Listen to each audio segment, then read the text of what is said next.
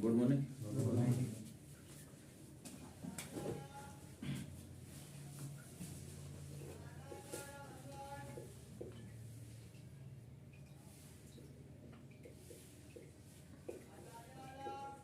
तो अपन संख्या पद्धति देख रहे थे, है?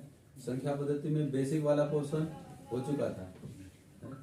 कुछ चीजें बची है, जैसे इकाई का अंक कैसे ज्ञात करना, वो वाली चीजें, और समांतर श्रेणी और गुणोत्तर श्रेणी से रिलेटेड जो चीजें हैं वो बची है। और उससे पहले मैं कुछ बातें बता देता हूँ कि जैसे कुछ लोगों का बेसिक बिल्कुल कमजोर होता है, क्योंकि जितने भी लोग होते हैं उसमें सारे लोग एक जैसे तो होते नहीं हैं। किसी को लगता है कि यार क्या बता रहे हैं ये तो हमको सबको आता है, मतलब ये सब हमें आता है पहले से।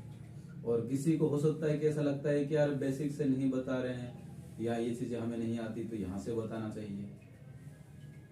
तो अगर मान लो सामने वाले बोलते हैं कुछ तो पता चलता है कि ये अपने को लेवल क्या है किसका, तब पता चलता है। या फिर अपन एक एक को पूछा जाए और वो भी सामने वाला कुछ जवाब दे तो अपने को पता चलता है कि स्थिति कैसी है। तो इसलिए जो कल जो पढ़े थे अपन बेसिक प्लस माइनस वाला, तो उसका वीडियो भी है। तो जैसे मान लो कि कोई देखना चाहता है या कोई वीडियो ऑनलाइन पे देखना चाहता है तो वो देख सकता है?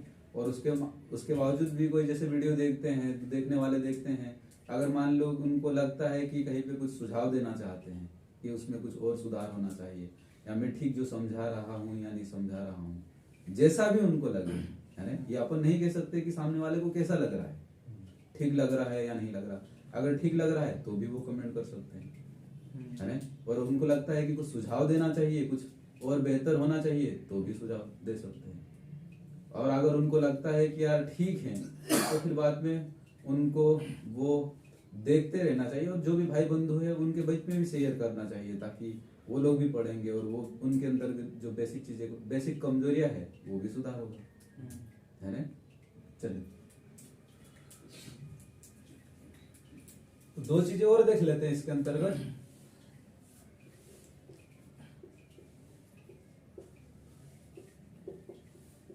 एक है समांतर श्रेणी, एक है गुणोत्तर श्रेणी। जियोमेट्रिक प्रोग्रेशन बोलते हैं इसको, और इसको एपी। अब जैसे देखो, सबसे पहले तो देख लेते हैं कि है क्या चीज है ना। उसके बाद में उससे रिलेटेड कुछ क्वेश्चन समझ में आएगा।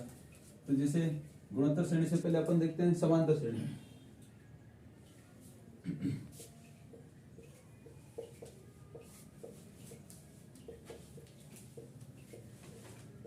तरीका वही अपनाना, क्या अपनाना, शब्दों पे गौर करना, फोकस करना। नाम क्या है, तो समधन अंतर। सम का मतलब समान, और अंतर का मतलब, अंतर का मतलब है कि पदों के बीच का जो गैप है वो, है ना, पदों के बीच का गैप। तो ऐसी श्रेणी जिनके पदों के बीच का जो अंतर है, गैप है, वो समान होना चाहिए। कितने पद, दो पद। तो अब नाम से ही मीनिंग निकाल लिया आपने, है? नाम है समांतर श्रेणी, समांतर शब्दों को आपने तोड़ डाला। सम प्लस अंतर, सम का मतलब समान है, अंतर मतलब दो पदों के बीच का गैप, है ना। तो ऐसी श्रेणी क्या है, श्रेणी, ऐसी श्रेणी जिनके दो पदों के बीच का अंतर समान हो, उसे क्या बोलोगे आप, समांतर श्रेणी, है ना। यही इसकी परिभाषा निकल गई कि ऐसी श्रेणी जिनके दो पदों के बीच का अंतर समान हो। आप उदाहरण,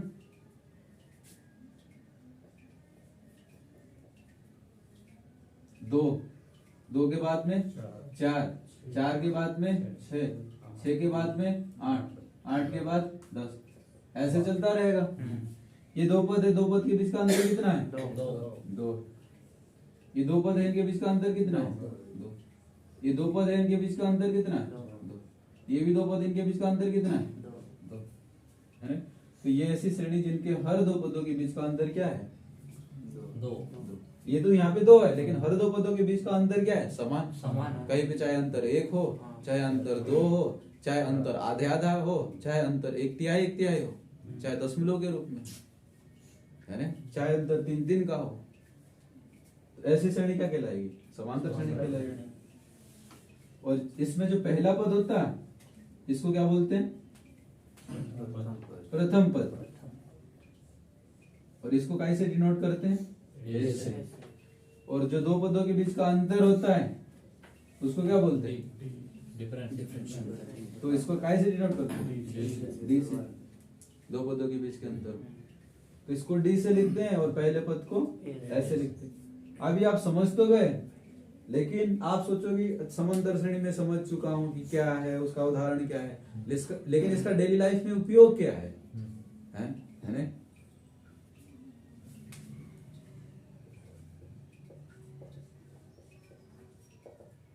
क्वेश्चन तो यहां से आता है, क्वेश्चन यहां से भी यहां से क्या आ सकता है? ये जैसे मान लो एमपीपीएससी मेंस में पूछा जा सकता है। जैसे मान लो वहां पर समांतर श्रेणी शब्द दे दिया 3 नंबर में, लिखने के लिए बोल दिया आपको, तो आपको परिभाषा देना पड़ेगा एक लाइन में, जिनके 2 पदों के बीच का अंतर समान होता है। 1 पॉइंट ये दे दिया, 1 पॉइंट में आप उदाहरण दोगे, 1 पॉइंट में हो सकता है कि आपने ये लिख दिया प्रथम पद ये और ये, या मान लो समांतर श्रेणी का कोई योग कैसा निकाल दिया, पद कैसा निकाल दिया, फार्मूला डिनोट कर दिया, आपके 3 नंबर होगी, है? लेकिन इसका मतलब ये नहीं कि आप समांतर श्रेणी पढ़ रहे हैं, ऑब्जेक्टिव वाले तो डायरेक्ट क्वेश्चन पे आए, तो पहले शब्दों की समझ होना चाहिए, उसके बाद में क्वेश्चन करोगे तो आपको बेहतर समझ में आएगा। आप देखो इसके उपयोग, आप उपयोग जैसे मान लो उदाहरण के तौर पे,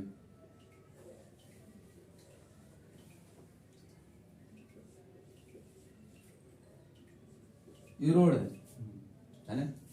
अब यहाँ रोड से जा रहे, मान लो यहाँ पर 2 पौधे हैं, मान लो यहाँ पर 2 पौधे हैं, 2 पेड़, एक यहाँ है ना?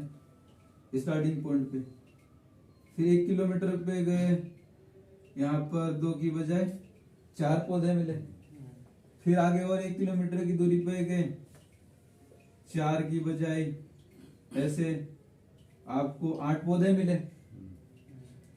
तो स्टार्टिंग में 2 पौधे थे, कुछ निश्चित दूरी पर 4 पौधे मिले, फिर कुछ और निश्चित दूरी पर नहीं, सॉरी 6, यहाँ पर चूंकि समान अंतर होना चाहिए, 6 कितने पौधे मिले? 6 मिले। फिर और कुछ निश्चित दूरी पर जाओगे तो कितने पौधे मिलेंगे? 8। फिर और निश्चित दूरी पर जाओगे तो कितने पौधे मिलेंगे? 10। इन पौधों के बीच का अंतर कितना है?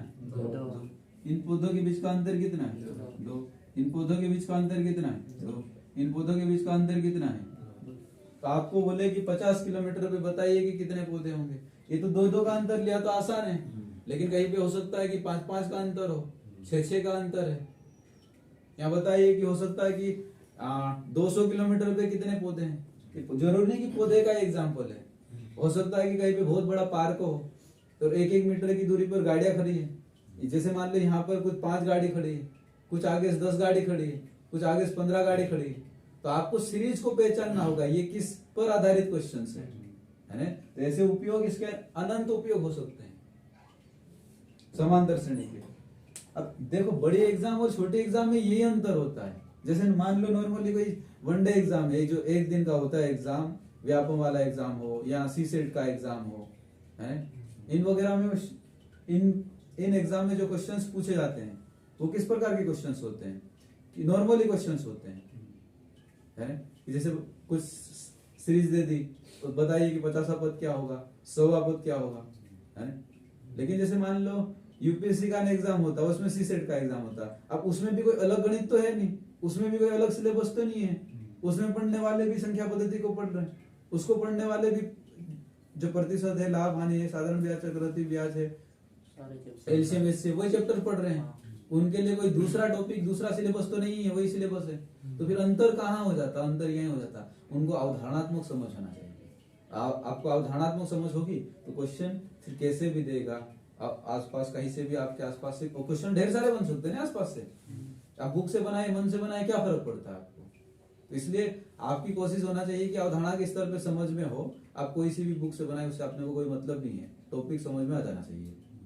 ठीक, तो देखो सबसे पहले समांतर श्रेणी मतलब एक, यहाँ नाम पे फोकस करेंगे, दो पदों से मिलकर बना है सम धन अंतर। सम का मतलब समान और अंतर का मतलब पदों के बीच का गैप। तो दो पदों के बीच का गैप समान होगा तो उसको क्या बोलोगे, समांतर श्रेणी बोलोगे। जैसे ये कौन सी श्रेणी, समांतर श्रेणी, पहले पद को प्रथम पद और उनके बीच का अंतर क्या कहलाएगा, डिफरेंस कहलाएगा, अंतर कहलाएगा, ये डी सार्वंतर है ना।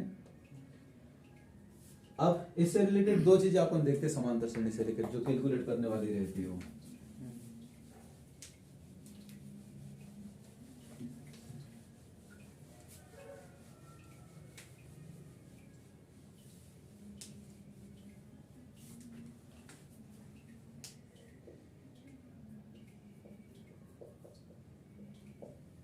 एनवा पद Tn बराबर a plus n minus one into d. जैसे मान लो उदाहरण के तौर पर ये श्रेणी 3 के बाद 6 के बाद 9 के बाद 12 के बाद 15 है ना। और आपको बोला कि 97वें पद का मान ज्ञात करो।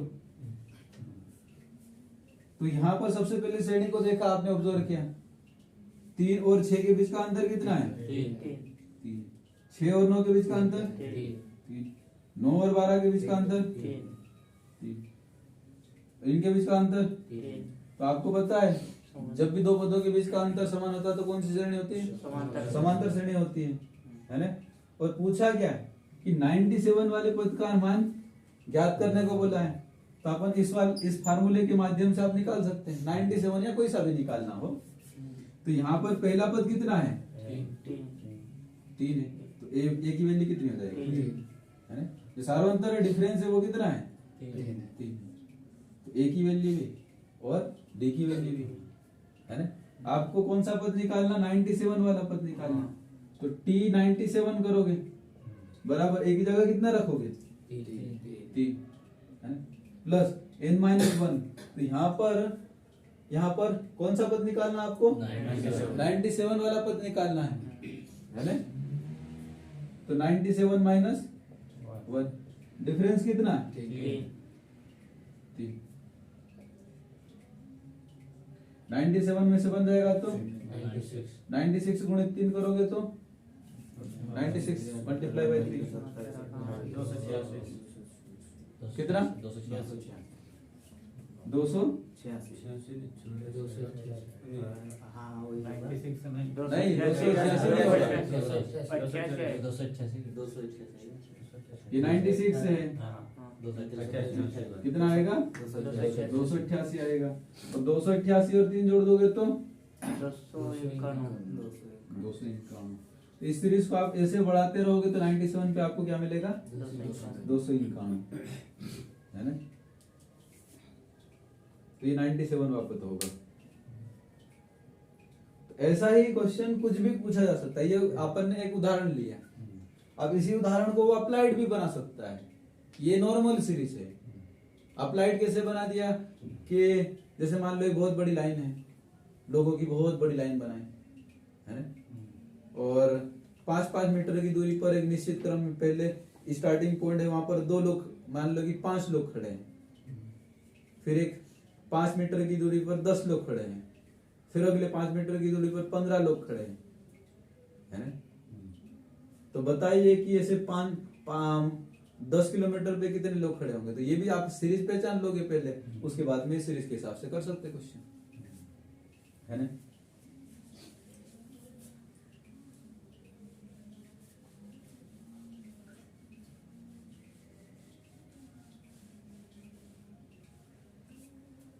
एक और उदाहरण जैसे देखो, ये कितना है, 4, 8, 12 कैसे चल रही सीरीज, और आपको पूछा कि 80वां पद क्या होगा। तो पहला पद कितना है, ए बराबर कितना है 4, इनके बीच का अंतर 4, इनके बीच का अंतर 4, हर पदों के बीच का अंतर कितना है 4 है, इनके बीच का अंतर भी 4, तो जो सार्वंतर डी बराबर कितना है 4। तो आपको 80वां पद निकालना है, टी ए टी, ए की वैल्यू कितनी 4, कौन सा पद निकालना 80वां, 80 माइनस 1, डिफरेंस कितना है 4, 80 में से एक जाएगा तो 79 इंटू 4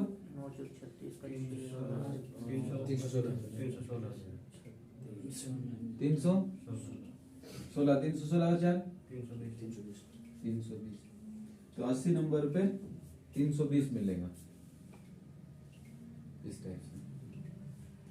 तो कर लोगे ये इन वापस निकालने वाला काम, मिटा दो इसको।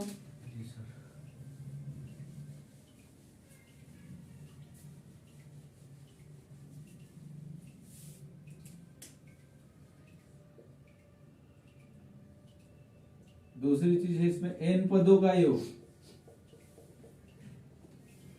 अभी तक तो जो कोई पद है 50, 60, 70 वहां पर कौन सा पद आएगा वो, अब ये ओवरऑल पद है, इनका योग निकालना मान लो।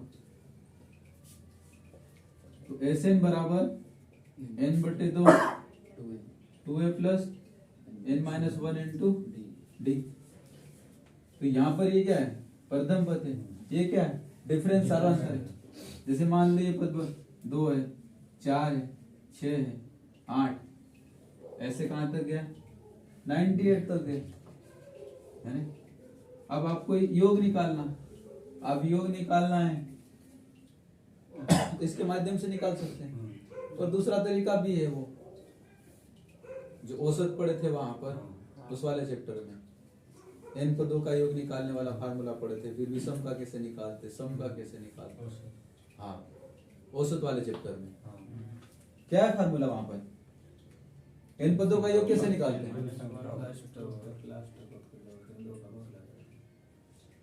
सम के लिए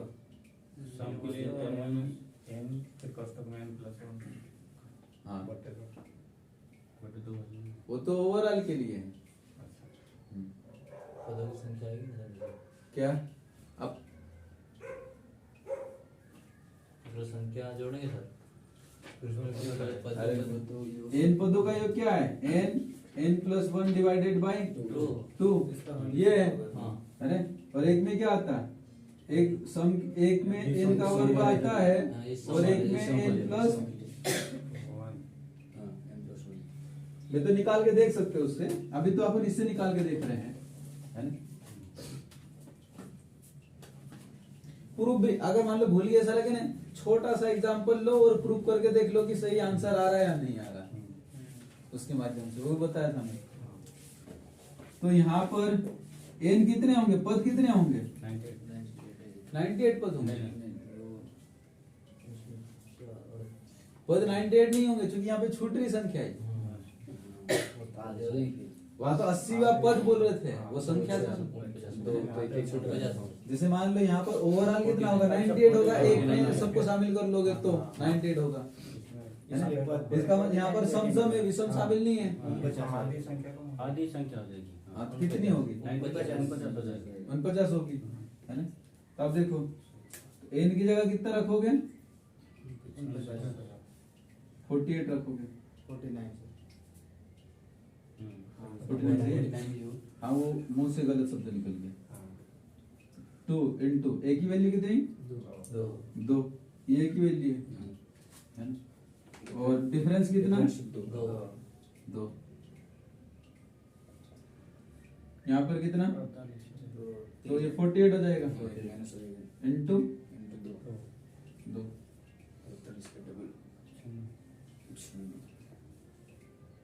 ये कितना 4 और ये कितना 96 और 4 100 में 2 का भाग दोगे तो 50 50 गुणे 50 करो दोगे आंसर आ जाएगा। 22 5 नाम 45 का 5 22 50 नहीं 24 50 हो जाएगा, sorry। 24 50 24 50 24 50 5 नाम 45 का 5 हासिल आए 4 5 चौक 20 और 4 24।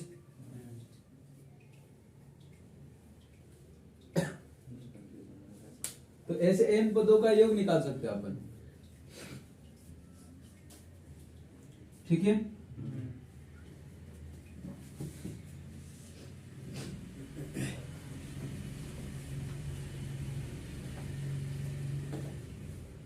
इसमें दो फार्मूले ए, दो फार्मूले योग और एक तो लोगों ने देखा हाँ रेखीय वाला हाँ वो पदों वो नवा। मतलब एनवा पद निकालने के लिए कि 100 नंबर पे कौन सा चीज आएगी, 150 नंबर पे कौन सी चीज आएगी, ये पदों का ही है ना।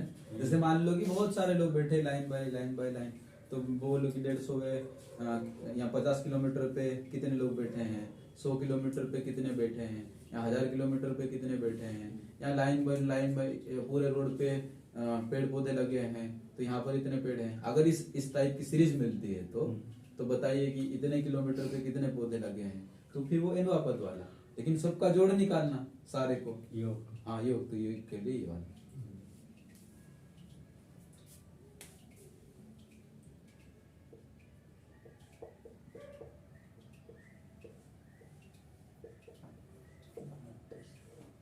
गुणोत्तर श्रेणी नाम से स्पष्ट है ना।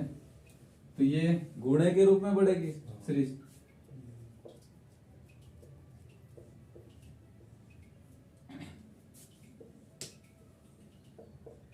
जैसे इसका उदाहरण देखोगे 2 दूना 4 4 दूना 8 8 दूना 16 16 दूना 32 ऐसे चलता रहेगा। तो यहाँ पर हर दूसरे पद में पहले पद का भाग देके देखो, तो कितना आ रहा अंतर 2 4 का 8 में भाग 2 8 का 16 में भाग 2 16 का 32 में भाग 2। तो पहला पद यहाँ पर भी कितना है 2 है। लेकिन यहाँ पर जो डिवाइड करने के बाद में बचता है उसको सार्वनुपात बोलते हैं। इसको कैसे लिखते हैं, आर से लिखते हैं, आर से डिनोट। आर की वैल्यू कितनी है 2 है। तो गुणोत्तर श्रेणी की परिभाषा क्या बनेगी, गुणोत्तर श्रेणी और गुणा और भाग आपस में संबंधित है ना। यानी कि अगर मान लो एक पद है एक दूसरा पद है, तो गुणे में है तो गुणे में है अगर कोई चीज तो इसका मतलब है कि कटेगा भी, है ना। तो गुणोत्तर श्रेणी है इसका मतलब है कि गुणे के रूप में बढ़ने वाली सीरीज। गुणे के रूप में जैसे 2 के बाद में क्या आया 4 2 दूना 4 4 दूना 8 8 दूना 16 100 दूना 32। यानी कि हर दूसरे पद में पहले पद का भाग देने पर अंतर अगर समान आए तो इसी श्रेणी को क्या बोलेंगे, गुणोत्तर श्रेणी।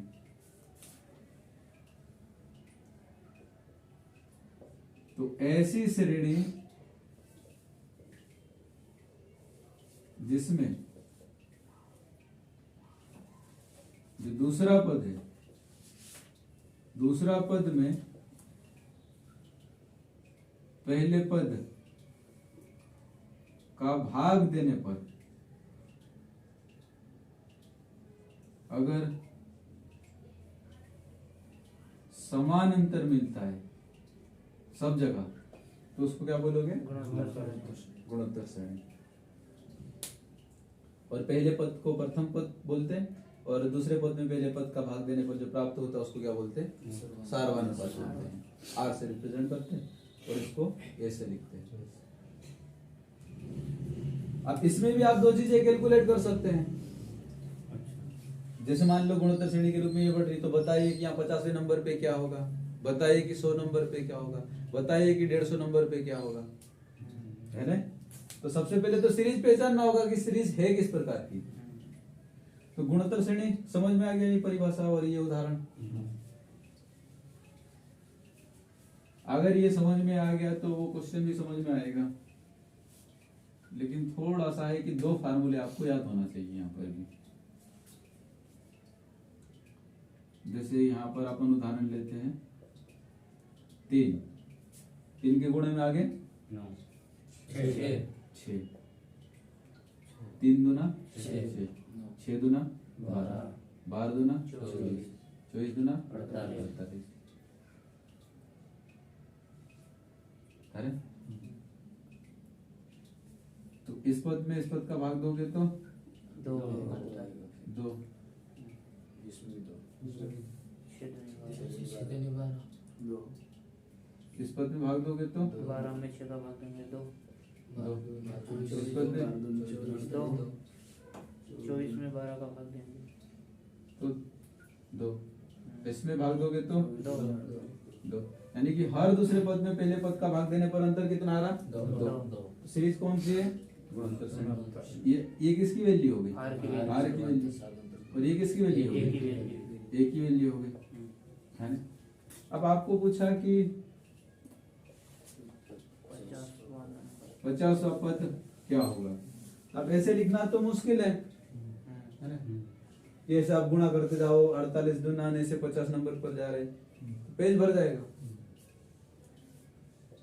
तो यहाँ पर Tn बराबर AR n-1, तो कौन सा पद निकालना आपको?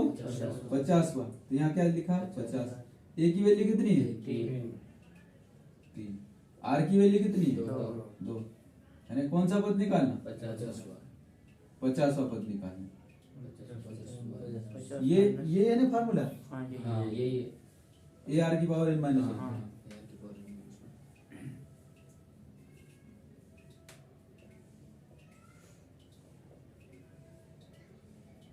2 की पावर कितनी हो जाएगी? 50 तो ये आपका आंसर होगा। अब हो सकता है कि इसमें वो ऑप्शन के हिसाब से हो जाएगा जल्दी, ये तो अपन मन से एग्जांपल लिया है, क्योंकि बहुत बड़ा जाएगा इसमें 50 पद, यानी कि लगातार गुणा होता जाएगा तो बड़ा तो होगा वो, है ना? अब इसी में मान लो ये तो nवां पद था, है ना? ये nवां पद है, और अगर मान लो आपको क्या निकालना? योग निकालना हो,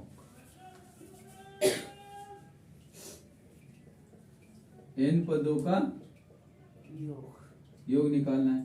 तो Sn बराबर A R की पावर n-1 R माइनस, या ये फार्मूला या कहीं पे ये भी लिखा हुआ मिलता 1 माइनस R की power n divided by 1 minus R। अब कहां पर कौन सा फार्मूला लगाओगे? तो यहाँ पर इस फार्मूले में R में से क्या घट रहा है? 1 घट रहा है, और यहाँ पर किस में से कौन घट रहा है? 1 में से R। इसका मतलब है कि एक यहाँ पर बड़ा होगा और यहाँ पर R बड़ा होगा। तो ये फार्मूला तब लगाओगे जब R की वैल्यू 1 से बड़ी होगी, और ये तब फार्मूला लगाओगे जब 1 बड़ा होगा R से, बड़ा या बराबर, है ना? ये भी ध्यान रखना। यहाँ देखो इस वाले में R की वैल्यू क्या है? यहाँ बड़ा कौन है? A बड़ा है क्या R बड़ा है? A की वैल्यू कितनी है? 3, और R की वैल्यू कितनी है? 2। तो A बड़ा है, सॉरी R और 1 का तुलना करना है, यानी कि जो R की वैल्यू यहाँ पर कितनी है? 2 है, तो ये 1 से बड़ी है। तो इसका मतलब आप कौन सा फार्मूला इस्तेमाल करोगे? पहले वाला। अगर दूसरे वाला इस्तेमाल कर देते तो 1 माइनस क्या लिखना पड़ेगा? 2, फिर तो ऋणात्मक वैल्यू हो जाएगी। तो दूसरा फार्मूला यहाँ पर इस्तेमाल नहीं होगा, क्योंकि R की वैल्यू कितनी है? 2 है, और जो 2 है वो 1 से बड़ा है या छोटा है? 1 से बड़ा है, तो फार्मूला कौन सा इस्तेमाल होगा? ये वाला। अब देखो इसका योग निकालना आपको, है ना? तो यहाँ A की वैल्यू कितनी रखोगे आप? 3। R की वैल्यू कितनी है? 2। अब पावर, तो यहाँ पर पद कितने हैं? 50वां निकालना है। 50वां तो वो तो nवें पद से निकलेगा। 25 होगा ना आधे होंगे। यहाँ पर इन पदों का योग निकालना, पदों का योग निकालना। ये तो 50वां पद था, लेकिन वो दिया हुआ रहेगा कि कितने पदों का योग निकालना आपको। ये तो 50वें नंबर का पद था। अगर श्रेणी ऐसी बढ़ रही है और आपको बोले कि 50 पदों का योग निकालो, तो n की जगह कितना लिखोगे आप? 50 लिखोगे। 50 बहुत ज्यादा पद हो जाएंगे, उनका सब जोड़ फिर वही बड़ा आएगा। लेकिन वही मान लो अपन छोटा सा निकालते उदाहरण, 1 2 3 4 5, और एक और यहाँ मान लेते हैं इसका डबल 96। तो ये कितने पद हुए? 1 2 3 4 5 6 पद। 6 पद का योग निकाल के देखते हैं, है ना? तो आर यहाँ n की जगह कितना रखोगे आप? 6 माइनस 1 डिवाइडेड बाय आर की जगह कितना रखोगे? 2 माइनस 1। अब ये मालूम है आपको 2 की पावर 6 कितना होगा? 64। और 64 में से एक जाएगा तो, और 63 गुणित 3 करोगे तो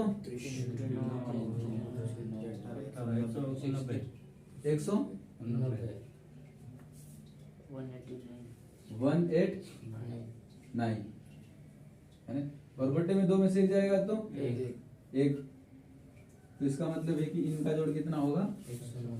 189। आप जोड़ के भी चेक कर सकते हैं। गुणा तो सही हुआ था ना? 63 3 3 9 में 3 6 18 190, है ना? अब देखो 3 और 6 कितना होगा? 9। 9 और 12 कितना होगा? 9 और 12 21। ठीक है, कोई दिक्कत नहीं। 21 और 24 45। 45 और 48 93। 93 और 96 6 और डाल दो 93 में 190। 190 आ रहा? प्रूफ हो गया, है? ये ऐसे छोटा सा एग्जांपल लिया, लेकिन आप ऐसा कैलकुलेट कर सकते हैं। ऐसी कोई अगर टफ सीरीज आती है तो, वैसे नॉर्मली आती नहीं, लेकिन कोई गारंटी नहीं आ जाए। जोड़ के भी कर सकते सर। है? जोड़ के भी हाँ, इतना छोटा हो तो जोड़ के कर सकते हैं, लेकिन अगर मान लो दे दिया थोड़ा बड़ा है, जोड़ना मुश्किल है, तो आप आराम से इससे जल्दी कर सकते हैं, है ना?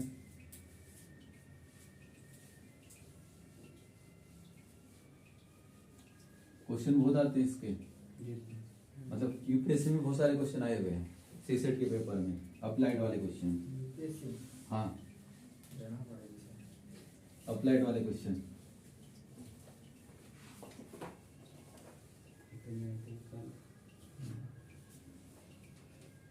मेरे पास है 1 सर्टिफिकेट में, देख सकते हैं।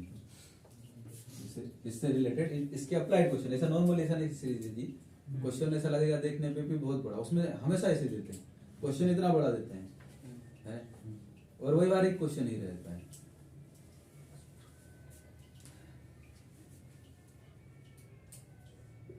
चलिए आप देखते हैं अपन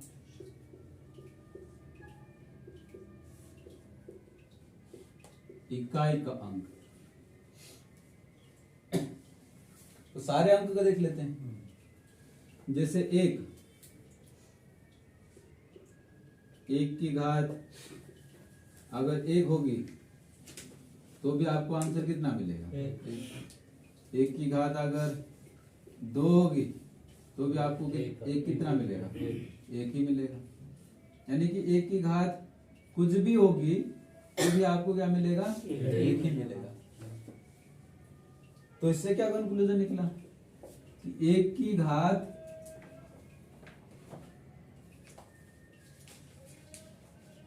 कितनी भी हो,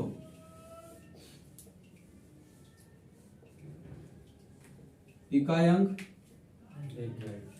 1 ही होगा। दूसरा, अगर मान लो 2 है,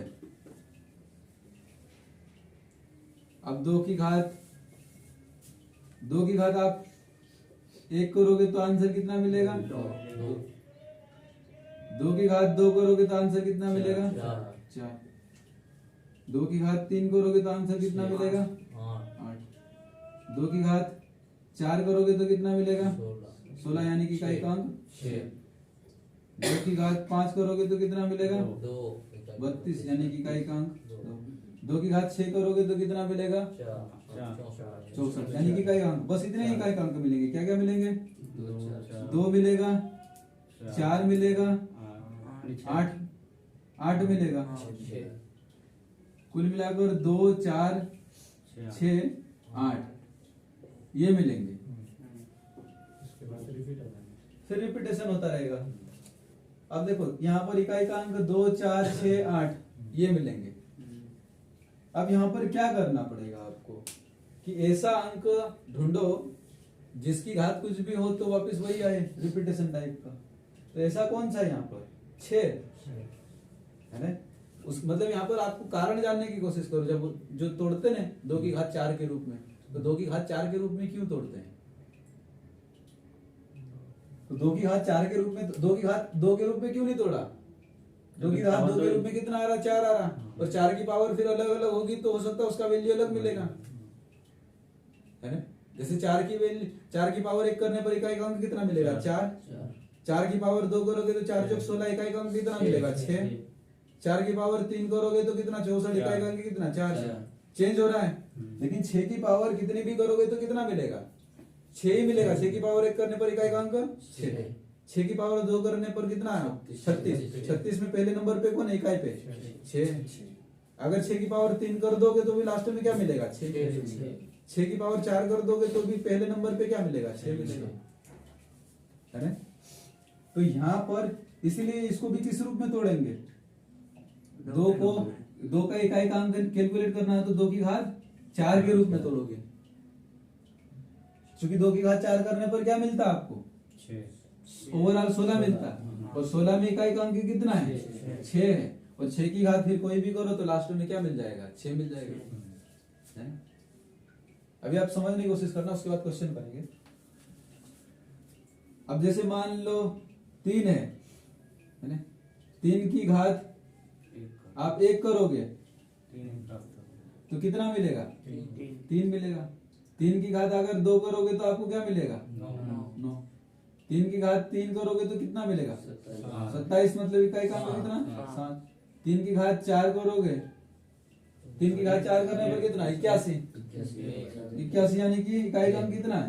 1। बस मजा आ गई। यहाँ से 1 मिल गया। अब इसकी पावर कितनी भी कर दो वही मिलेगा। तो 3 को भी किस रूप में तोड़ोगे? 3 की घात 4 के रूप में तोड़ोगे, क्योंकि वहां पर इकाई का अंक ऐसा मिल रहा है जिसकी पावर कुछ भी करो तो वही रहेगा, है ना। क्वेश्चन करेंगे उससे और बेहतर समझ में आएगा। लेकिन यहाँ पर किस रूप में तोड़ना वो बता रहा हूं मैं। आप देखना आगे, इसको थोड़ा सा मैं मिटा रहे इस वाला क्वेश्चन को।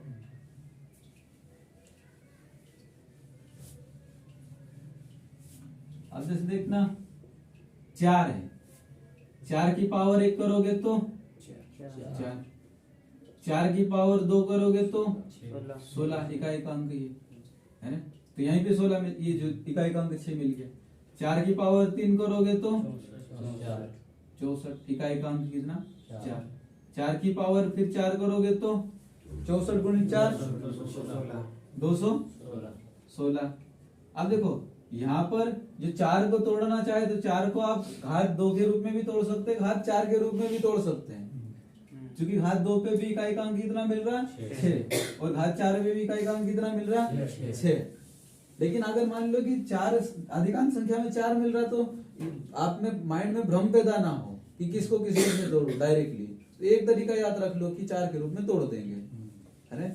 चाहे तो आप 2 के रूप में तोड़ोगे तो भी आंसर आएगा, 4 के रूप में तोड़ोगे तो भी। लेकिन दूसरी संख्या में 4 के रूप में आ रहा तो याद रखना आसान होगा। तो इसको भी आप किस रूप में तोड़ लोगे? 4 की पावर 4 के रूप में। क्यों? क्योंकि लास्ट में कितना इकाई का अंक क्या मिलता है? 6 मिलता है।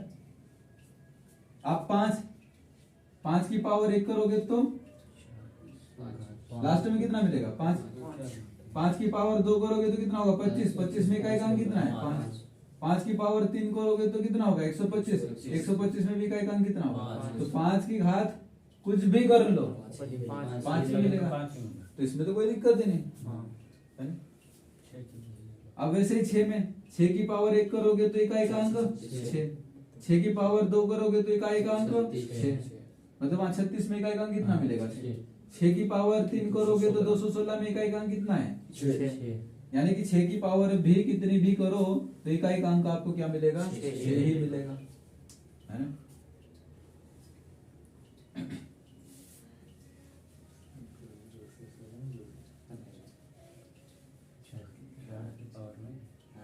अब देखना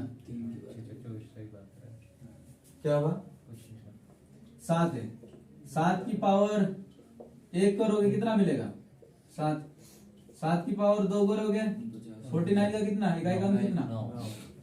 7 की पावर 3 करोगे कितना मिलेगा? 49 इंटू कितना मिलेगा?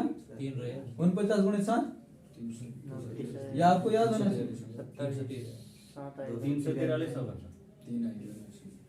आप बता रहे, भरोसा करके लिख रहा है इकाई का अंक कितना मिलेगा? 3 7 की पावर 4 ये कितना आएगा?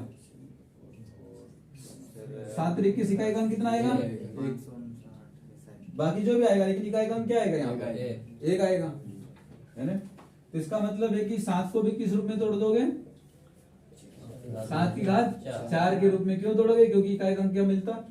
1 मिलता है। आप देखो 8 है, 8 की पावर 1 करोगे तो इकाई का अंक 8 मिलेगा। 8 की पावर 2 करोगे तो 64 यानी कि इकाई का अंक 4 मिलेगा। 8 की पावर 3 करोगे 8 चौक 32 इकाई का अंक 2 मिलेगा। 8 की पावर 4 करोगे 8 दूना 16 इकाई का अंक कितना मिलेगा? 6। तो यहाँ पर भी 8 की पावर 4 करने पर इकाई का अंक कितना मिल रहा है? 6 सॉरी 6 मिल रहा है। तो इसको भी किस रूप में तोड़ोगे? 8 की पावर 4 के रूप में। फिर 9 की पावर आप 1 करते हैं तो कितना मिलेगा? 9 की पावर 2 करोगे 81 इकाई का अंक 1 मिल रहा है। 2 में भी तोड़ सकते हैं। और 9 की पावर 3 करने पर लास्ट में इकाई का अंक 9 मिलेगा। 9 की पावर 4 करने पर इकाई का अंक फिर वापस 1 मिलेगा। तो इसको भी याद रखना आसान कैसा होगा? 9 की पावर 4 से तोड़ लो, है ना? अब बचा क्या? अब 10 में तो क्या आ गया? 0। अब 0 की घात कोई भी लगाओ लास्ट में क्या मिलेगा? 0। तो इससे क्या कंक्लूजन निकलता है? 4 के रूप में अब कुछ ऐसी संख्या है जिनको 2 के रूप में भी आप तोड़ सकते हैं, लेकिन आसान तरीका क्या है? 4 के रूप में तोड़ दो।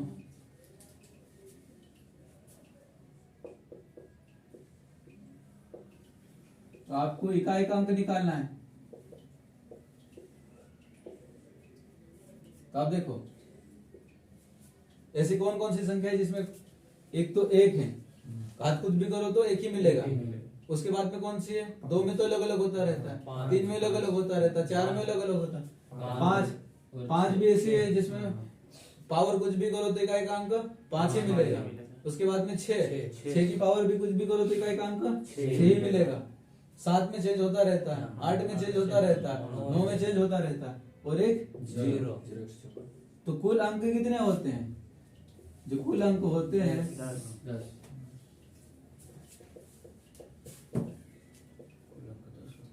ये 10 होते हैं। 10 में से एक 0 हो गया, एक 1 हो गया, एक 5 हो गया, एक 6 हो गया। ये 4 अंक ऐसे हैं जिनकी जो घात है कुछ भी करो लेकिन इकाई अंक वही है। कितनी भी लगाओ आप, परिवर्तन नहीं होता है ना? तो इकाई का अंक है वही होगा जो है। अगर लास्ट में इकाई का अंक 6 देखा आपने और उसकी पावर कितनी भी लगी तो आपको आंसर 6 ही मिलेगा इकाई का अंक।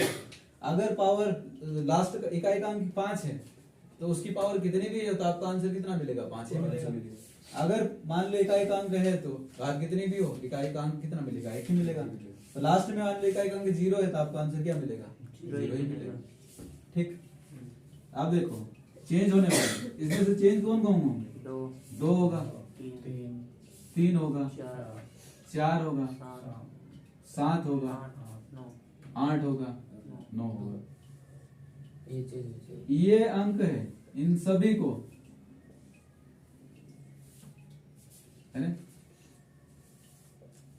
घात किस घात में तोड़ोगे? 4 के रूप में।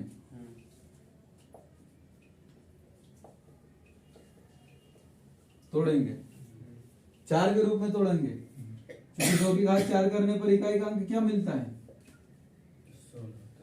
6 मिलता है। इकाई का अंक 6 मिलता है और 2 की घात 4 करने पर ओवरऑल तो 16 मिलेगा। 2 की घात 4 करने पर 16 मिलेगा और 16 में इकाई का अंक 6 और 6 वही है जिसकी घात कुछ भी करो तो फिर 6 मिलेगा। 3 की घात 4 करने पर क्या मिलता है? 81 और इकाई का अंक कितना है? एक 1 है और एक वही अंक है जिसके साथ कुछ भी करो तो 1 ही मिलेगा। 4 की पावर 4 करने पर लास्ट में क्या मिलेगा? देखिए 4 चौक 16 16 चौक 64 64 में फिर 4 का करोगे तो 256 जो भी मिलेगा, लेकिन इकाई का अंक क्या मिलेगा? 6 मिलेगा। तो उसके बाद में इसकी पावर कुछ भी करो तो आपको 6 ही मिलेगा। फिर क्या है? 7 है। 7 की पावर 4, 7 की पावर 1 होगी तो 7, 7 की पावर 2 होगी तो 49, 49 में इकाई का अंक 9, 9 गुणित फिर 7 करोगे 7 नाम 63, इकाई का अंक 3, 3 गुणित फिर 7 करोगे 7 3 21। तो 7 की घात 4 करने पर इकाई का अंक क्या मिलता है? 1 मिलता। अब उसकी पावर कुछ भी करोगे तो आपको क्या मिलेगा? 1 ही मिलेगा। तो यहाँ पर इकाई का अंक कितना मिल जाता है? 1 मिल जाता है। अब 8 है। 8 की पावर भी 4 करने पर क्या मिलता है? 8 की पावर 1 करने पर 8 मिलता है, 2 करने पर 64 मिलता है ना? फिर 64 में फिर 8 का गुणा करोगे 32, 2 मिलेगा। फिर 8 32 में इकाई का अंक 2 है, फिर 8 का गुणा करोगे 8 दूना 16, इकाई का अंक कितना मिलेगा? 6 मिलेगा। तो यहाँ पर इकाई का अंक कितना मिलेगा? 6 मिलेगा। अब 9 है। 9 की पावर 1 करने पर 9 जो 9 है, 9 की पावर 1 करने पर 9 मिलता है। 9 की पावर 2 करने पर 81 मिलता है। तो 2 के रूप में भी तोड़ सकते हैं और 4 के रूप में भी तोड़ सकते हैं। तो भी इकाई का अंक कितना मिलेगा? 1। याद रखना है, आसान है, क्योंकि ओवरऑल अंक कितने होते हैं? 10 अंक। 10 में से कितने अंक ऐसे हैं? 4 अंक। 0156 4 अंक ऐसे हैं जिनकी पावर कुछ भी करो तो वही आएगा। उसके अलावा 6 अंक ऐसे हैं जिनको 4-4 के रूप में तोड़ोगे और 4-4 के रूप में तोड़ने पर वो अंक प्राप्त होंगे कि जिनकी घात फिर कुछ भी करोगे तो वही मिलेंगे। क्लियर है? अगर ये क्लियर है तो फिर क्वेश्चन करना आसान हो जाएगा।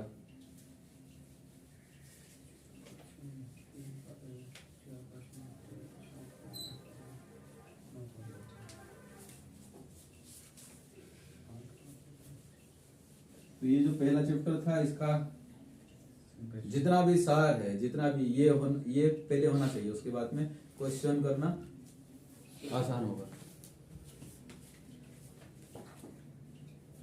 अब जैसे देखो क्वेश्चन,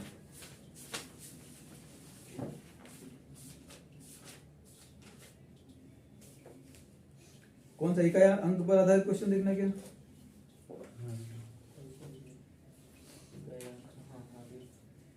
ये 10वें नंबर का बोलना कोई क्वेश्चन।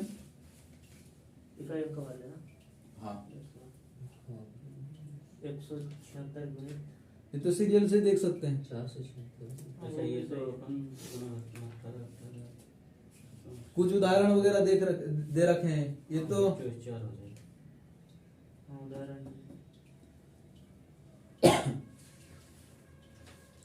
अब क्वेश्चन तो ये क्वेश्चन तो आप लोगों को सब आते हैं। क्वेश्चन क्या करना चाहिए? करना चाहिए। सबसे तो करना चाहिए थोड़ा सा। करवा देता हूँ कुछ क्वेश्चन। आप जैसे मान लो यहाँ पर पहले जो उदाहरण नंबर कौन सा है? 10वां है। 1043 को किसी संख्या से भाग देंगे। तो क्या बोला है? 1043 को किस संख्या से भाग देने पर हाँ, किसी संख्या से भाग देने पर भागफल 11 हाँ तथा शेषफल 20 प्राप्त होते हैं। शेषफल 20 प्राप्त होते 20 प्राप्त हो रहा है। हैं। भाजक ज्ञात कीजिए। क्या कीजिए?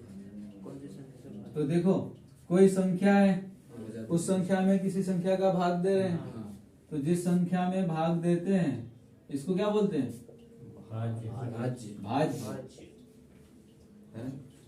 और जितनी बार भाग जाता है भागफल। ये क्या कहलाता है? भाग का फल है ना? हाँ, तो भाग का फल है तो भागफल। बचा हुआ फल। आम का फल है तो आम का फल। हाँ।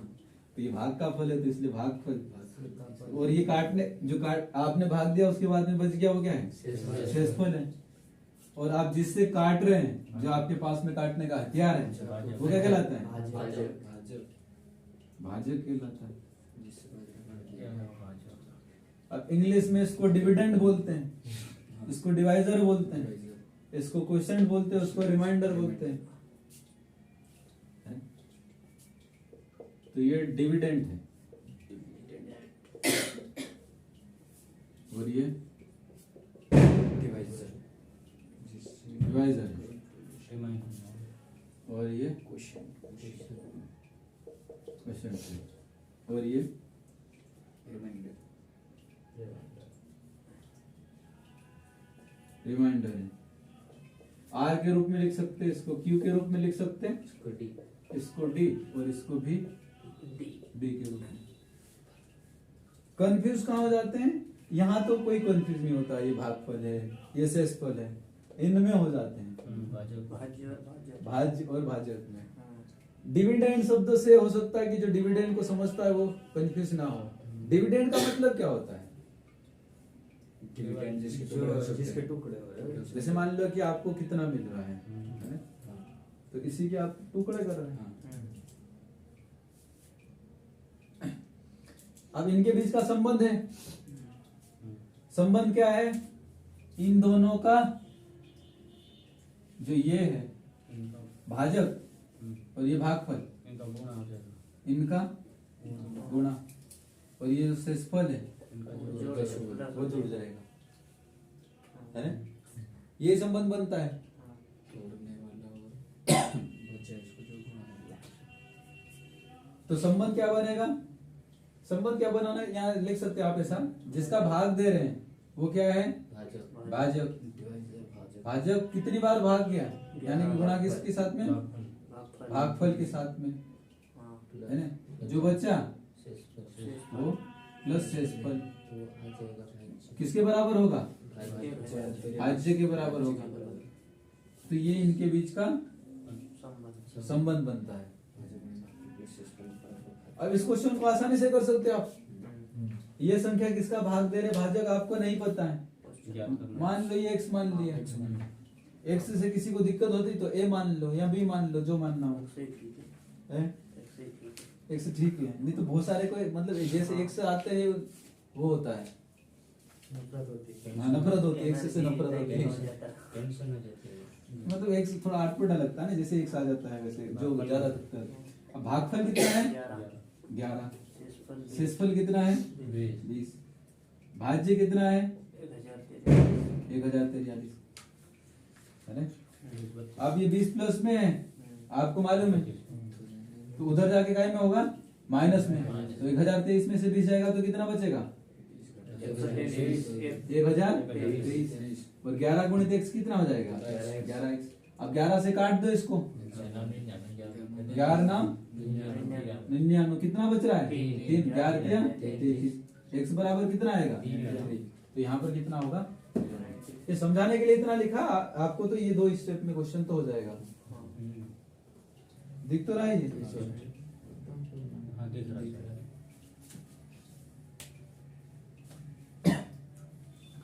क्लियर है?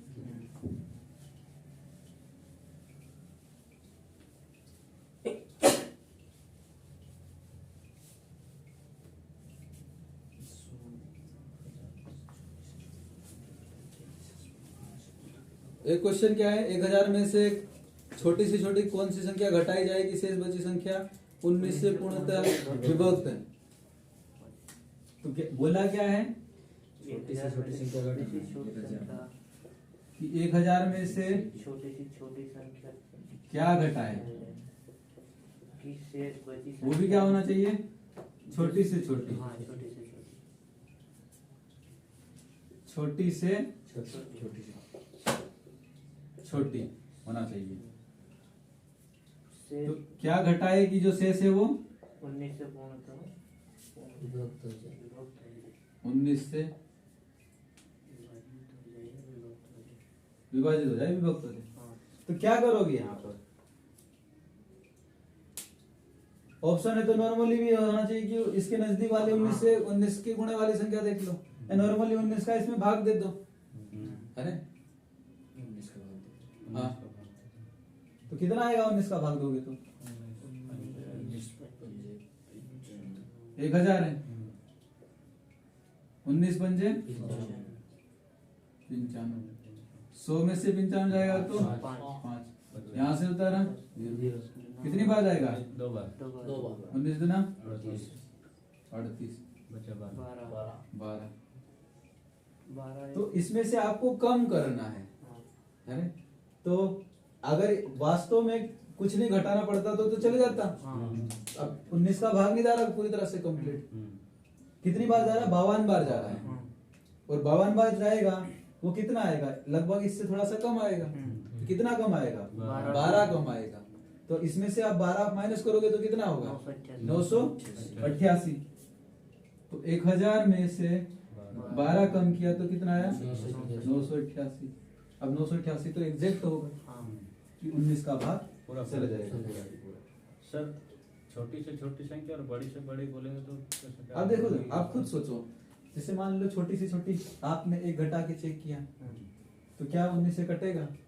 क्योंकि 19 के गुणे में आने वाला पहला जो 1000 के नजदीक मिलेगा वो कौन सा? 988। उसके बाद में डायरेक्ट इसके बाद में फिर आपको 988 के बाद में फिर 19 जोड़ो इसमें तो 1000 से कुछ ऊपर मिलेगा है। क्वेश्चन में सर- अगर जैसा पूछे इसमें क्या मैक्सिमम से मैक्सिमम घटा है, अगर ऐसा पूछे बड़ा से बड़ा, तब बड़ा से बड़ा क्या हो सकता? पूरा 1000 हो सकता, फिर तो 0 बचेगा है। अब शेष जो बचे वो 19 से विभक्त हो जाए। तो ऐसे मतलब ये लॉजिक भी लगा, मतलब आपको सोचना पड़ेगा कि मैक्सिमम संभव है भी या नहीं संभव है। जैसे मान लो कि आप 1000 ही घटा देते हैं, 1000 घटा देते हैं तो क्या बचता है? 0। और 0 में 19 का भाग दोगे तो 0 आएगा है? बहुत सारे क्वेश्चन में 9 से 99 लेते हैं। नहीं वो अलग बात वो है, अलग वो अभी उसकी में बड़ी नहीं से बात बड़ी है। संख्या की वो फिर आएगा आएगा आएगा बिल्कुल आएगा। आने के बाद आओगे। क्लियर कर लेता हूँ। जैसा अभी क्लियर करवा देता हूँ मैं। हाँ। एक अंक है, एक अंक, हाँ। एक अंक में सबसे छोटा अंक कौन सा? सबसे छोटा 0 है। सबसे बड़ा कौन सा? 9। Single digit. ठीक है। अगर 2 अंक की संख्या है, हाँ। 2 अंक की संख्या, सबसे छोटा कौन सा? 10। क्योंकि 9 से जैसे बढ़ोगे तो 2 अंकों में मिलेगा आपको। हाँ, सर। और 2 अंकों में सबसे बड़े बोलूंगा तो नहीं। ऐसे आपको मैं बोलता हूँ 3 अंक, हाँ। 3 अंक की संख्या है, 3 अंक में सबसे छोटा बोलूंगा तो 1000 में कितने अंक हैं? 4। तो कितना आएगा 3 अंक में सबसे छोटी? 100 से छोटा क्या है? 99। लेकिन वो कितने अंक में है? 2 ही अंक में, तो वो तो आएगा नहीं। तो 3 अंक में सबसे छोटा कौन सा है? 100। जैसे ही एक छोटा करते हैं तो आप 2 अंक में पहुंच जाते हैं। सबसे बड़े लेकिन 101, 102 ऐसे कहां तक जाओगे? 999 तक।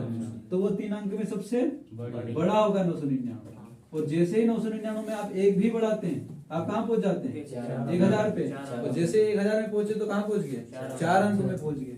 तो अगर मान लो ये जो 4 अंक है, 4 अंक में सबसे छोटा कौन सा होगा? 1000 होगा है ना। जैसे एक कम करोगे तो 3 अंक की सबसे बड़े पे पहुंच जाओगे। आप 1000 से लेकर कहाँ तक बढ़ सकते हैं? 9999 तक। और जैसे ही एक अंक बढ़ाओगे तो कहाँ पहुंच जाओगे? 5 अंक में पहुंच जाओगे। और 5 अंक का वो सबसे छोटा होगा। ठीक है।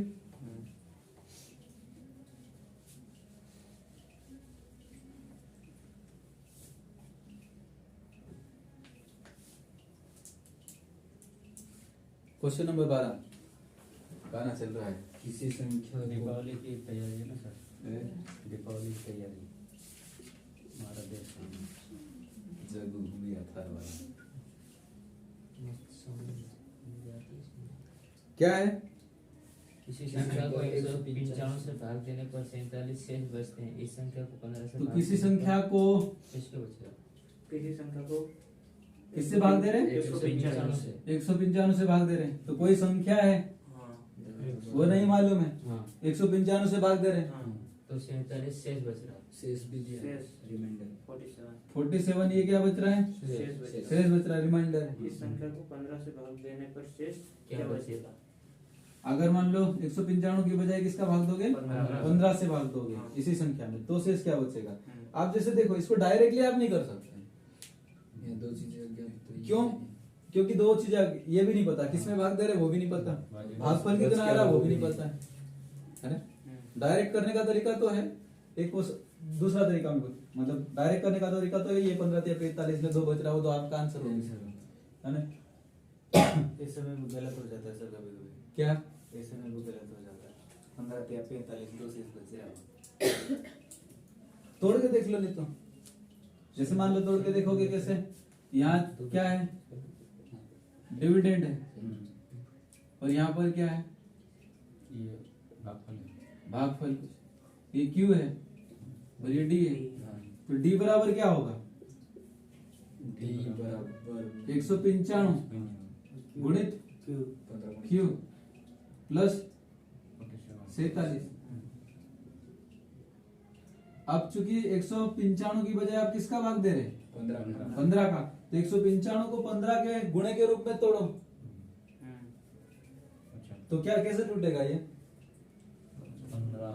15 एकम 15, 4 बचेगा 15 तिया 45 15 गुणित 13 है ना, तो इसको क्या लिख सकते हैं आप 15 गुणित 15 गुणित 13। ठीक, अब इसको भी वैसे ही तोड़ो 15 गुणित 3 15 गुणित 3 करोगे तो 45, 2 शेष लेकिन 2 शेष शेष बच रहा है। ये उत्तर तो हाँ ये दो ही आंसर होगा, मतलब कि अगर 15 का भाग देते हैं उस संख्या में तो 3 बार तक तो यहाँ पर टूट सकता है, लेकिन 2 शेष बच जाएगा। और डायरेक्ट चेक करना है तो 195 का भाग देने पर शेषफल 45 बच रहा है, तो एक ही प्रकार के क्वेश्चन है, एक ही समीकरण, 2 समीकरण होते अलग बात है, एक ही समीकरण होता 15 या 45 है ना, तो 15 के रूप में आपने तोड़ा इसको, तो कितना बच रहा है 2, तो जो 2 बच रहा है वही आपका आंसर होगा।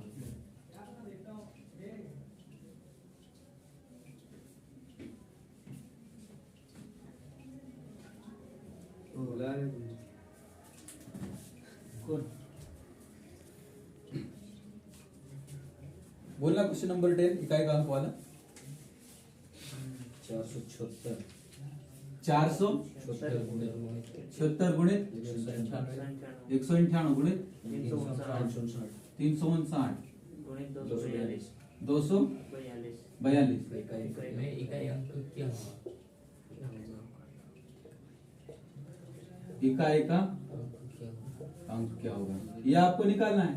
इकाई का अंक मतलब गणित में कहां से, राइट साइड से, राइट साइड है मेरा, राइट साइड से लेफ्ट साइड आओगे तो पहले नंबर पे इकाई का अंक, दूसरे नंबर पे दहाई का और तीसरे वाला सेक्शन। अब यहाँ से मत सोचना, अरे मैं पहले नंबर पे बोल रहा तो बहुत सारे हो सकता है कि माइंड में सोचे कि पहला नंबर मतलब इधर होगा, पीछे से पहले हाँ। इकाई से अब देखो यहाँ पर इकाई का अंक कितना है 6, 6, यहाँ पर कितना है 8, यहाँ पर कितना 9, यहाँ पर कितना 2, तो 6 और 8 का गुणा करोगे तो 48, पूरा भी मत गुणा करो, अब 48 ही ले लो क्योंकि लास्ट में वही अंक मिलेगा 2, 8 नाम 72 में इकाई का अंक कितना 2, फिर 2 गुणित 4 कर दोगे, सॉरी 2 गुणित 2 करोगे 4, तो ये 4 आपका इकाई का अंक आंसर हो गया। तो 8 6 48, 48 में इकाई का अंक कितना है 8 नाम 72 में इकाई का अंक कितना है 2 है, 2 दूना 4, तो लास्ट पे इकाई का अंक कितना हो गया 4।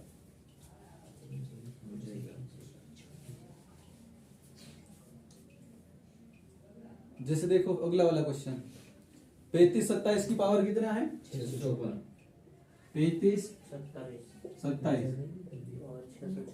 654। अब सबसे पहले इकाई का अंक देखने से मतलब आपको यहाँ पर भी क्या कैलकुलेट करना, इकाई का अंक निकालना। इकाई के अंक पर कितना है 7 की पावर को लिख लो 654, और आपको पता है कि 7 की पावर को किस में तोड़ा जाए कि इकाई का अंक वही, तो 7 की पावर 4 के रूप में तोड़ने पर इकाई का अंक कितना मिलता है, जैसे 7 की पावर 1 7 होता है, 7 की पावर 2 49 एक मिलता है ना सर, है ना, 49 में फिर 7 का गुणा 7 नाम 63, फिर 63 में 3 को 7 तो 7 की पावर 4 करने पर इकाई का अंक कितना मिलता है 1 मिलता है, तो यहाँ पर 7 की पावर 4 करो, लेकिन 4 तो था नहीं तो इसको तोड़ना पड़ेगा ना, तो 4 का भाग देके देखो इसमें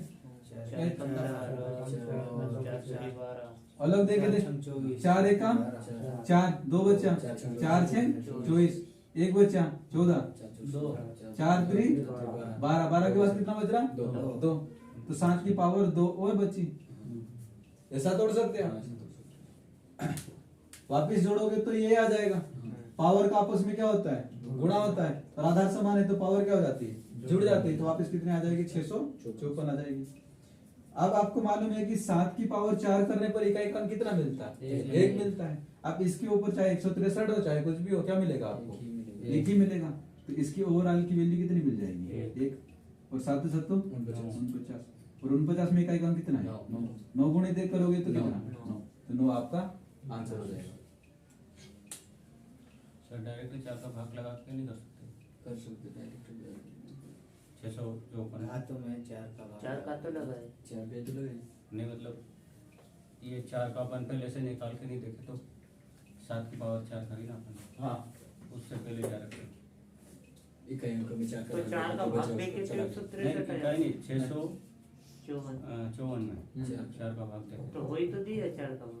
4 एकम 4 अलग से देना ही कि अलग से डायरेक्ट जैसे अपन 4 ये 7 का पावर 4 करी अपन। हाँ वो करे नहीं ने सिर्फ डायरेक्ट 7 का भाग लग वो 4 का भाग लगा देंगे इनका कहना है कि जो हाँ तो मत करो ना, क्या दिक्कत है? आपको पता है तो मत लगाओ हाँ, यहाँ। ये अपने को तो पता है इसलिए हाँ, डायरेक्ट करो तो हो हाँ, जाता कभी है। त्रुटि से बचने के लिए मतलब हाँ। नहीं लगा तो भी कोई दिक्कत नहीं। आपको मालूम है मन में, है ना? आपको यहाँ आंसर से मतलब है, हाँ, लेकिन लिख रहे हैं वहां लिखना पड़ेगा, है ना? नहीं लिख रहे वहां तो कोई दिक्कत ही नहीं। क्या आपको मालूम है कि 7 की घात 4 बराबर पावर 1 होती है? तो आपने कितना लिख दिया? 7 की घात 4 भी नहीं लिखा, 7 की घात 1 ही लिख दिया। और यहाँ पर कितना आएगा? लेकिन वही है, फिर बाद माइंड में वो नहीं आ रहा हो तो वो दिक्कत हो सकती वो है। दिक्कत है।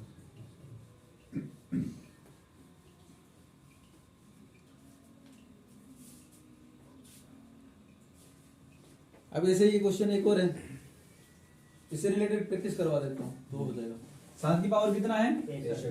65 गुणित 6 की पावर 41 6 की पावर 41 गुणित 3 की पावर 57। इकाई क्रमांक निकालना है। आप यहाँ पर 7 की पावर इसको किस रूप में तोड़ोगे? 4 के रूप में तोड़ोगे, है ना? 4 एकम 4, 4 6 24। कितना बचा? 1। तो 7 की पावर 1 ही लिख दी। गुणित 6 की पावर कितनी भी हो, इकाई क्रमांक कितना मिलता है?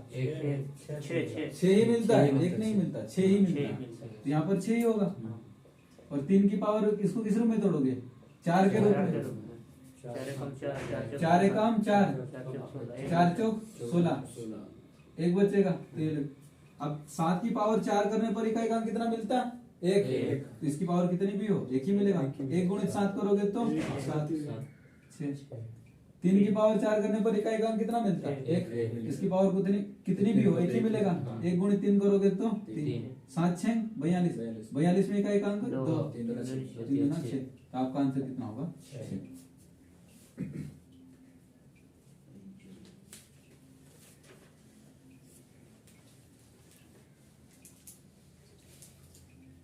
तो टाइम हो गया?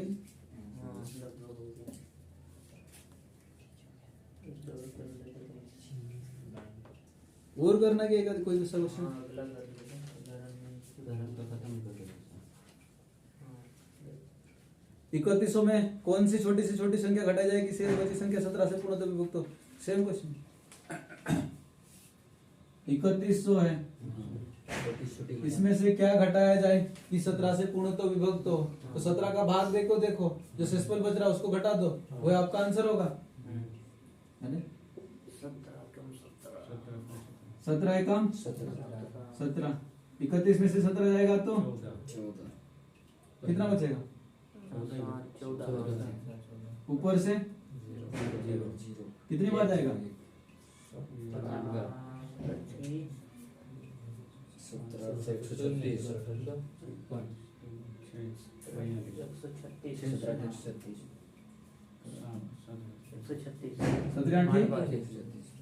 136 कितना बचेगा? ऊपर से 0 कितनी बार जाएगा? कितना बचेगा? 6। तो यानी कि 182 बार 17 का भाग पूरी तरह से जाएगा, है ना? तो कितना बच रहा शेषफल? 6। यानी कि 3100 में से कितना घटाना पड़ेगा आपको? छोटी से छोटी संख्या 6 घटाओगे तो जो आएगा वो 17 से पूरी तरह से विभाजित हो जाएगा।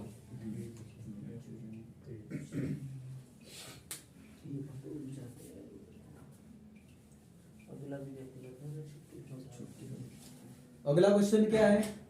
4508 के समीप 4508 के 4508 समीपतम कौन सी संख्या है? के समीपतम कौन सी संख्या है जो 21 से पूर्णतः विभक्त हो? आप इसके नजदीक पूछा है ना कि छोटे से छोटे घटाने पर। तो सबसे पहले देख तो लो, भाग देकर 21 का भाग दो, 42 21 दूना 42, तीन 45 में से 42 जाएगा तो तीन। 3 ऊपर से उतारा 21 है कम 21, 9 बचा कितना बचा 9 है ना? 21 ऊपर से कितना उतारोगे 8 21 चौक 84 84 जाएगा तो कितना बचेगा 14 घटा सकते हैं कि बढ़ा सकते हैं? आप देखो अगर इसमें से आप 14 घटाते हैं हाँ तो कितना मिलेगा 8 गया तो 8 तो चलेगा 6 और जाएगा 4500 में से 6 और जाएगा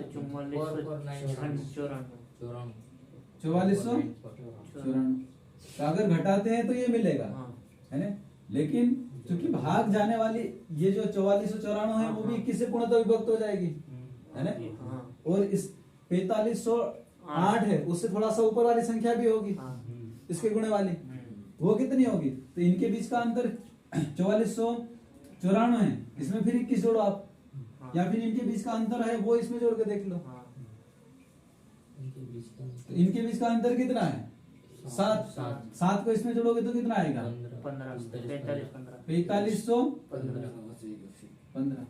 यानी कि अगर घटाने पे देखोगे तो घटाने पे पूर्णतः विभाजित होने वाली 4494 मिलेगा, जोड़ने पे देखोगे तो 4515 ये पूरा भाग जाएगा। लेकिन आपको नजदीक वाला पूछा तो नजदीक कौन सा 4508 के नजदीक में 4494 है या 4515 है? 4515 तो आपका आंसर क्या होगा 4515 होगा। हाँ नियरेस्ट है। तो नियरेस्ट में जरूर नहीं कि आपको घटाना ही पड़े, हो सकता है जोड़ना भी पड़ सकता है, हो सकता है घटाना भी पड़ सकता है। ये फिक्स नहीं कह सकते कि जोड़ोगे घटाओगे, आपको देखना पड़ेगा कि जोड़ने पे पास वाला है कि घटाने पे पास वाला है ना? हाँ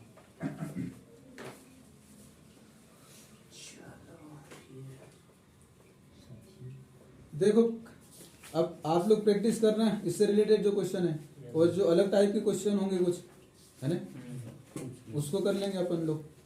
ठीक है मिलते फिर। हाँ ठीक।